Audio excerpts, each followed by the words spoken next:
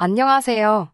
부당한 상황에서도 제 편 하나 시원하게 못 드는 바보 같은 남편, 어머님께 돌려드린 30대 여성입니다. 남편과는 같이 일하던 직장 동료의 소개로 만났습니다. 소개팅을 하게 된 계기는 제가 연애를 하고 싶어서 남자를 소개시켜 달라고 하고 그런 건 아니었어요. 때는 봄이었는데 친하게 지내던 직장 동료가 날씨도 좋은데 주말에 뭐 하냐고 물어보더라고요. 별다른 계획은 없었기에 사실 그대로 집에 있을 거라고 이야기를 했더니 벼랑간 뜬금없이 그럼 자기가 소개팅을 시켜주겠다는 거예요. 처음엔 당황스러워서 갑자기 무슨 소개팅이냐고 됐다고 안 한다고 했어요. 하지만 그 동료는 계속해서 날씨도 좋은데 왜 집에서 청승을 떠냐며 오지랖을 부리더라고요. 괜찮은 사람이라고 나가서 밥이라도 먹고 차라도 한 잔 마시고 오라며 자꾸 부추기는 게 아니겠어요? 그렇게 가벼운 마음으로 나갔던 자리였네요. 그렇게 소개받은 남편은 저보다 3살이 많았고 서글서글한 성격이었습니다. 당시 저는 은행에 다니고 있었고 남편은 대기업을 다니고 있었어요. 남편이 오는데 멀지 않았냐고 묻길래 책 읽으면서 와서 괜찮다고 읽던 책을 보여줬는데 남편이 자기가 가장 좋아하는 작가라고 하더라고요. 그렇게 대화에 물꼬가 트였습니다. 이후로는 신기할 만큼 다양한 주제로 이야기를 나누게 되었는데 어찌나 말이 잘 통하던지 시간 가는 줄도 모르고 즐거운 하루를 보냈지요. 헤어질 때 남편이 또 만났으면 좋겠다고 자주 볼 수 있으면 좋겠다는 말로 애프터 신청을 해왔고 저도 거절하지 않았습니다. 이후로 몇 번의 만남을 더 갖고 저희는 사귀게 되었는데 소개팅을 주선했던 동료도 저희가 이렇게 빨리 진도를 나갈 줄은 몰랐다며 자기 일처럼 좋아하더라고요. 그렇게 저희는 1년 좀 넘는 시간을 만났고 결혼까지 하게 되었네요. 공무원이셨던 아버지와 교육자셨던 어머니 밑에서 저는 매우 엄하게 훈육을 받으며 자랐습니다. 두 분 다 항상 강조하셨던 건 첫째도 예절, 둘째도 예절이었지요. 그렇다고 해서 제 길을 죽이거나 아무런 말도 못하게 하신 건 아닙니다. 동시에 제가 억울하다고 느낄 때는 제 의견을 말할 수 있도록 항상 기회를 주셨어요. 지금에서야 돌이켜 생각해보면 혼나도 싸고 억울할 것도 없는 일이 수두룩했는데 어렸을 땐 잘 모르잖아요. 그럴 때마다 분하고 속상한 마음에 부모님께 항상 따지고 들었는데 그런 걸 무조건 안 된다고 하거나 혼내시기보다는 제 이야기를 들어주시고 잘못된 부분에 대해서는 조근조근 설명해 주시는 식이셨어요. 하지만 저희 시부모님 특히 어머님께서는 저희 부모님과는 정반대셨습니다. 일단 당신이 하고 싶은 말씀만 하셨고 남의 말은 절대로 귀담아 듣질 않으셨어요. 그러니 본인은 얼마나 편하고 좋으시겠어요? 그래놓고 당신같이 뒤끝없는 사람이 어디 있냐입니다. 어휴, 사실 어머님의 이런 성격은 처음에 시댁에 인사를 드리러 갔을 때 알아봤어야 하는데 결혼을 앞두고 인사를 드리러 간 자리인 만큼 그날의 주인공은 저와 남편이라고 생각했어요. 저와 남편이 없으면 애시당초 그런 자리가 생길 이유가 없으니까요. 하지만 어머님께서는 자리에 있지도 않은 아주버님 이야기로 열을 올리셨습니다. 아주버님은 저희 남편보다 5살이 많고 현재는 무슨 장난감을 만드는 공방을 운영하고 있습니다. 남편과 아주버님이 그렇게 살가운 사이는 아니라서 사귀는 동안 만나본 적은 없어요. 그렇다 보니 아주버님이 어떤 분인지 그때만 해도 알 길이 없었는데 하도 어머님께서 아주버님 자랑을 늘어놓으시니 없던 악감정도 생길 판이었달까요? 식사 시간대부터 후식을 먹는 동안에도 어머님께서는 아주버님이 어렸을 때 수제 소리를 들을 만큼 공부를 잘했다, 손재주가 얼마나 좋은지, 손으로 하는 건 다 잘한다, 인물이 좋아서 동네 여자들이 다 좋아했다는 둥. 처음에는 적당히 호응도 하고 대답도 해드렸어요. 그러니까 어머님께서 더 신이 나셨는지 어디서 앨범을 꺼내오시더라고요. 그러더니 아주버님 백일사진, 돌사진까지 저한테 보여주시기 시작하셨습니다. 황당했지요. 남편 사진도 아니고 아주버님 사진을 제가 못하러 보나 싶었으니까요. 저는 어머님께 남편은 어렸을 때 어땠는지, 남편 사진은 없는지 어떻게든 대화의 주제를 돌려보려고 했지만 어머님께선 건성으로 응응대답만 하시고는 금세 다시 아주버님 이야기로 돌아가셨습니다. 환장하겠더라고요. 제가 남편에게 이게 무슨 상황이냐고 눈치를 주니 어머님께서 원래 장남장남 하시는 게 있다며 그냥 흘려들으라 하더라고요. 어머님의 아주버님에 대한 사랑은 저희가 결혼식을 올리고 나서도 계속 되었습니다. 아주버님은 명절이고 어머님 아버님 생신이고 얼굴을 비추는 일이 거의 없었어요. 하다못해 용돈이라도 좀 챙겨드리고 선물이라도 해드리려면 상의는 해야 할 것 같은데 연락 닿기가 어찌나 힘들던지. 지난 설에는 아주버님은 언제 오시냐고 어머님께 대놓고 물었습니다. 그러자 어머님께선 얼버무리시며 아주버님은 어젯밤에 왔다 갔다고 하시더라고요. 하지만 거짓말이라는 게 너무 뻔했지요. 아주버님에 대한 사랑이 극진하신 어머님께서 음식도 하나 안 해놓으시고 아주버님을 맞이하셨을 리가 없었으니까요. 그리고는 어머님께선 저에게 아주버님이 아직 장가도 안 가고 있는데 저더러 신경도 안 쓰이냐고 그러시더라고요. 아니, 신경이 쓰여도 남편이 쓰여야지. 제가 왜 신경이 쓰이겠어요.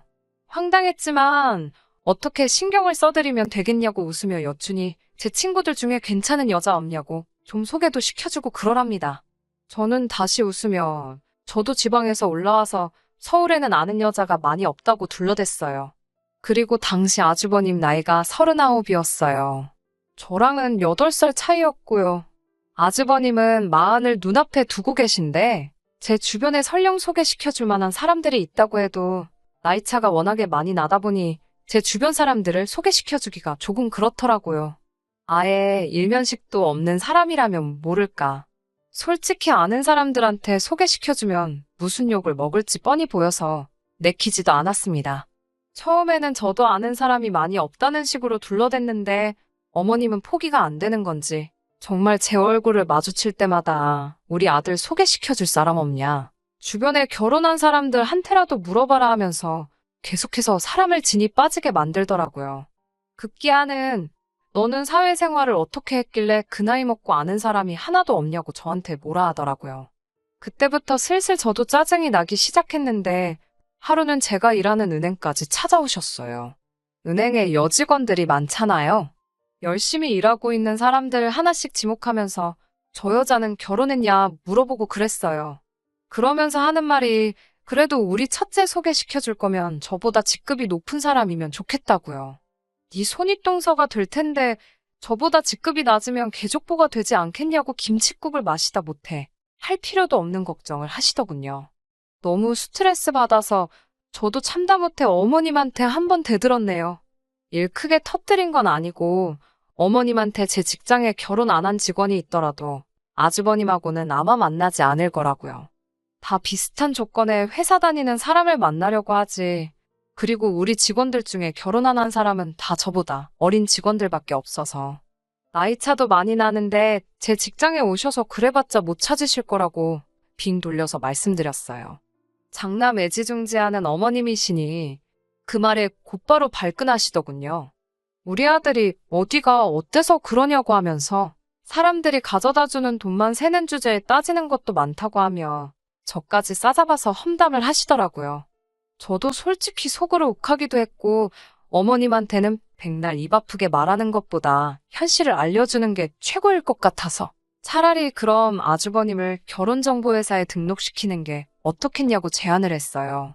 어머님은 곧바로 거부감을 보이면서 거기는 다 결혼 못하는 사람들이나 등록하는 거 아니냐고 하시길래 요즘은 결혼정보회사가 그렇지가 않다고 돈 좀 있는 집이나 사자 들어가는 전문직 하는 사람들은 애초에 처음부터 조건 맞춰서 결혼하려고 결혼정보회사 통해서 배우자감을 많이들 소개를 받는다고 알려드렸죠. 어머님은 신이 나서 그래야겠다고 하더라고요. 아주버님 일하는데 세금 관련 처리 비용이 너무 많이 들어서 항상 그게 돈이 아까웠다고 세무사 하는 며느리 얻으면 좋겠다고 콧노래를 부르시더라고요. 세무사는 무슨 결혼정보회사 가입하고 나서 아주버님은 최하 등급을 받으셨어요. 나이도 많고 자영업자인데 월 수입이 낮고 뭐 하나 높은 점수를 받을 부분이 없었으니까요.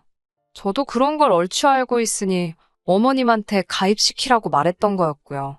하지만 어이가 없게도 어머님은 결혼정보회사에서 뒷돈을 받아가지고 우리 아들 어디 허접한 곳에서 데려가려고 더러운 뒷공작을 하고 있는 거라 하시더군요. 다짜고짜 저에게 어디서 그딴 회사를 알아왔냐면서 다른 회사를 알아오라고 하더라고요.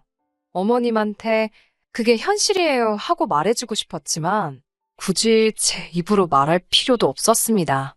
다른 회사 몇 개 찾아서 알려드렸는데 거기서도 똑같이 최하 등급을 받으시고는 그 뒤로 어머님은 저한테 아주버님 결혼에 대해서 물어보는 일은 없었습니다. 아무튼 그렇게 매사 아주버님만 싸고 도시면서 연락 문제에 있어서는 또 얼마나 예민하신지요. 툭하면 저더러 왜 네 남편은 자기한테 전화를 안 하냐며 짜증을 내셨습니다. 처음엔 저도 좋게 좋게 연락드리라고 할게요라고 대답했어요. 하지만 계속 저한테 연락을 해오셔서는 꾸짖는 투로 말씀을 하시니까 더는 못 참겠더라고요. 결국 제가 남편이 무슨 7살 먹은 어린애도 아니고 어머님이 시켜도 안 하는 걸 제가 무슨 수로 고쳐놓냐고 해버렸어요. 막말로 남편이 싸가지가 없는 게 제가 그런 건 아니지 않냐고요. 그러자 어머님께선 너 지금 내가 내 아들을 싸가지 없게 키웠다는 거냐고 따지고 드셨고 전 그냥 어물쩍 넘겼습니다. 그런 뜻이 아니다. 죄송하다 소리는 하기도 싫었고 나오지도 않더라고요. 저희가 결혼한 지 3년 차 되던 해에 아버님께서 돌아가셨습니다. 건강검진에서 간암이 발견되고 한 달도 되지 않아 일어난 일이었어요. 워낙에 술, 담배를 좋아하시던 분이라 가족들도 이렇게 될 줄 알았다는 분위기이긴 했지만 그거와 별개로 슬픈 건 슬픈 거잖아요. 저는 일단 친정부모님께 연락을 드렸습니다. 하지만 친정부모님은 사업 때문에 미팅이 있으셨던지라 당장 올라오실 형편이 못 되었지요. 마무리하고 올라오시는데 총 4시간 정도 걸렸던 것 같아요. 아버님 장례식 치르고 얼마 되지 않아서 어머님이 저한테 그러시더라고요. 그날 저희 부모님께 너무 서운했답니다. 어떻게 사돈이 돌아가셨는데 그렇게 민기적거리면서 올 수가 있냐고요. 자기 가족 같아도 그랬겠냐면서 생각할수록 분하답니다. 듣다 못한 제가 저희 부모님 여기서 3시간 거리에 사시는 건 기억하시냐고 따졌어요. 그래도 어머님은 제 말은 듣지도 않으시고 사람이 죽었다는데 빠릿빠릿하게 움직여야지. 자기 볼일 다 보고 오는 사람이 어딨냐고. 그렇게 안 봤는데 인정도 없다고. 정말이지 마음에 쌓인 건 많았지만 아버님 돌아가시고 얼마 되지 않은 시점이었기에 어머님이 불쌍하게 느껴졌어요. 얼마나 당신 마음은 허하고 괴롭겠나 싶어서 웬만한 건 이해해드리려고 노력했습니다. 혼자 집에서 외로워하실까 싶어서 일부러 산으로 둘러보시고 놀러도 다녔고요. 물론 좋은 소리는커녕 고맙다 소리도 못 들었습니다만 나는 내 할 도리만 잘하면 된다 생각하고 어머님을 챙겨드린 거예요. 그랬더니 어머님은 제가 이제 묵은 감정 없이 다 풀렸다고 생각하셨나 봅니다. 어머님께서 같이 살자고 하시더라고요. 저는 처음에 제가 잘못 들은 줄 알았습니다. 제 귀를 의심했어요.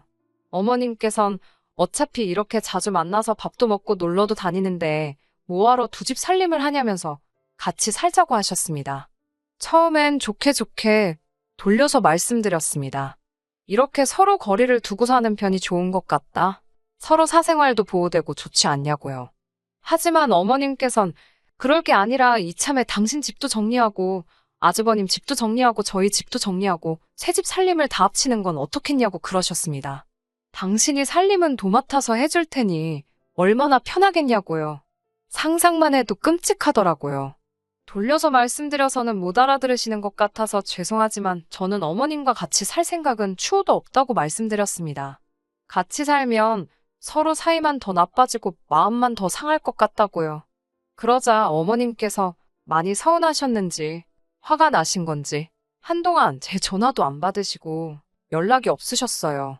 남편하고는 그래도 연락을 종종 주고 받는 눈치였기에 크게 걱정은 안 했지만요. 그래도 중간에서 고생할 남편도 안쓰럽고 어른 이겨먹어 뭐하나 싶어서 좋게 좋게 풀어야겠다는 생각은 들었습니다. 그러다 지난달 어머님의 생신이었어요. 아주버님이 어머님의 생신을 챙겨드릴 리는 만무했고 아무리 어머님이 저에게 화가 나 있으셨어도 할 도리는 해야지 싶어서 연락을 드렸습니다. 그랬더니 이번엔 아무 일도 없었다는 듯 제 전화를 받으시더라고요. 전 좀 당황스러웠지만 그래도 이제 좀 노여움이 풀리셨나 싶어서 다행이다 싶었지요. 어머님이 점심때밖에 시간이 안 된다고 하셔서 드시고 싶다는 음식 점심에 사드리고 백화점에서 옷도 한 벌 사드렸습니다. 생각보다 지출이 컸지만 아버님 돌아가시고 나서 처음 맞이하는 생신이시니 얼마나 마음이 힘드시겠나 싶어서 기분이라도 내드리자고 제 딴에는 큰맘 먹고 돈을 쓴 거예요. 하지만 어머님께선 당신 아들이 고생해서 번 돈으로 호강한다고만 하실 뿐 저에게는 고맙다의 기억자도 안 꺼내시더라고요. 예상 못한 건 아니지만 씁쓸하대요. 그렇게 하루 일정을 마치고 어머님을 댁에 데려다 드리는 길이었습니다. 어머님 댁은 저희 집에서 차로 1시간 정도 걸리는데 어머님이 뒷자리에 앉으셨고 전 남편 옆자리에 앉아 있었어요. 최근에 감기 기운이 사라지질 않아서 계속 약을 먹고 있었는데 그 때문인지 졸음이 살살 오더라고요. 게다가 점심 배부르게 먹었지. 차 앞자리에 해는 따뜻하지. 순간 뒷자리에 계시던 어머님이 제 어깨를 딱 때리시면서 넌 네 남편 운전하는데 잠이 오냐고, 남편이 네 운전기사냐고 뭐라 하시더라고요. 요새 제가 좀 피곤했다고 죄송하다고 하니까 지금 피곤한데도 나 때문에 나온 거라고 퉁주는 거냐고 그러시는 거예요. 아, 또 시비 거시는구나. 솔직히 이 생각이 제일 먼저 들더라고요. 그래서 아니라고 어머님한테 한 소리가 아니라고 했지요. 하지만 어머님께서는 계속해서 왜 너 할 말 있는 것 같은데 한번 해보라며. 너 요새 툭하면 시애미가 말하는데 무시하고 그러더라며. 해보라고. 왜 말을 못하냐고 계속 저를 건드셨습니다. 솔직히 정말 제가 이러다 실수하지 않을까 걱정이 돼서 그만하시라고 아무것도 아니라고 했는데도 뒤에서 계속 제 어깨를 치셨어요. 제가 정면만 보고 아무 말도 안 하고 있으니 어머님도 약이 오르셨는지 급기야 제 머리채를 잡아 당기시는 게 아니겠어요? 순간 너무 굴욕적이고 화가 나서 진짜 왜 이러시는 거냐고, 제정신이시냐고 소리를 쳤네요. 말이 통해야 대화도 하지. 진짜 짜증난다고요.